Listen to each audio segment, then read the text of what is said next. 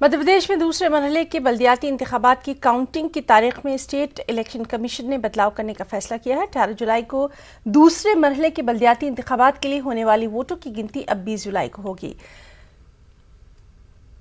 Madhya Pradesh state election commission ने सियासी पार्टियों की मांग के बाद ये अहम फैसला किया। दरअसल 18 जुलाई को सदर जमहूरिया के इंतखाब के लिए वोटिंग होना है और उसी दिन बल्दियाती इंतखाबात के दूसरे मरहले की काउंटिंग होने के सबब स्टेट इलेक्शन कमीशन ने ये फैसला लिया।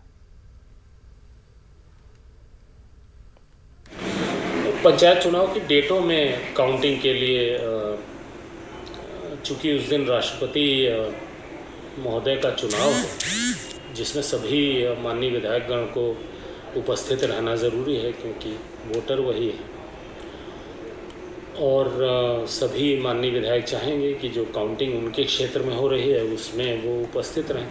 मुझे काफ़ी पहले कांग्रेस पार्टी की ओर से ज्ञापन मिला था, तो मैंने उनसे कहा था कि ये मांग वाजिब है, लेकिन सभी पक्षों से आनी चाहिए, तब हमें निर्णय लेने में सुविधा होगी। जी, तो मांग ये है कि 18 तारीख को काउंटिंग नहीं की जाए और उसकी जगह 20 तारीख को की जाए।